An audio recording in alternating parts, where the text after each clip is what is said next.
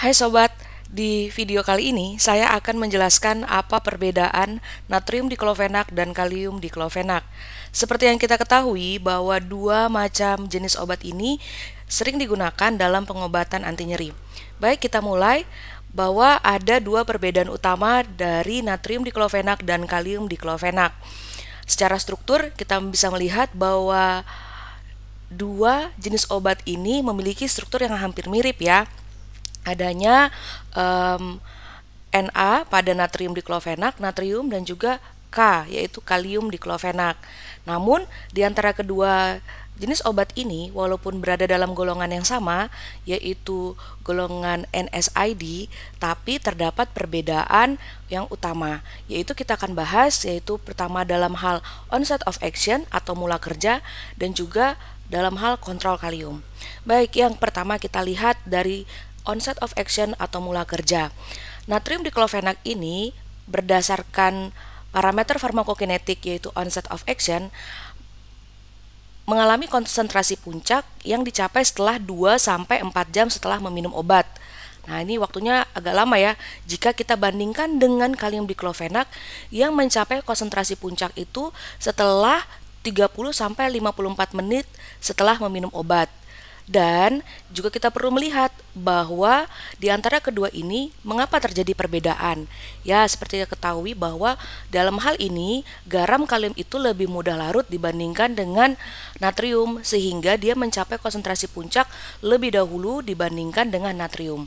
Oleh karena itu, karena mula kerja dari kalium diklofenak ini hanya 30-54 menit, maka kalium diklofenak lebih cocok digunakan untuk nyeri akut.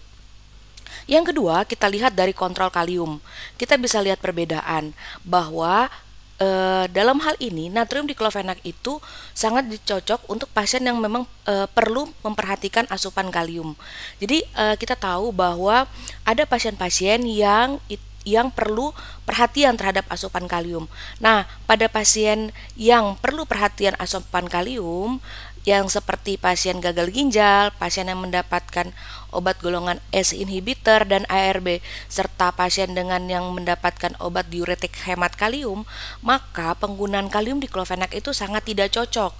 Kenapa? Karena pada dasarnya pada pasien-pasien ini dibatasi asupan kaliumnya. Nah, ini berbeda dengan natrium diklofenak yang tidak mengandung garam kalium, sehingga sangat cocok sekali untuk pasien yang perlu perhatian terhadap asupan kalium. Nah, dari sini kita bisa simpulkan ada catatan penting. Yang pertama, bahwa natrium diklofenak dan kalium diklofenak memiliki indikasi yang sama, yaitu sebagai anti nyeri.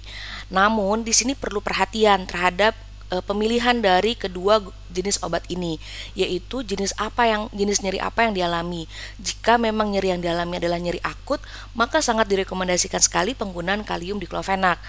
Lalu selain terkait dengan jenis nyeri yang dialami, yaitu jenis pasien apa serta obat apa yang sudah didapatkan.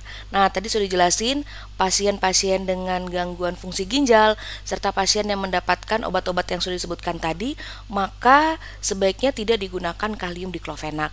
Nah, oleh karena itu penting sekali untuk Anda sekalian berkonsultasi ke dokter dan apoteker sebelum menggunakan atau memilih kedua obat tersebut. Terima kasih, demikian video yang bisa saya sampaikan tentang perbedaan natrium diklofenak dan juga kalium diklofenak.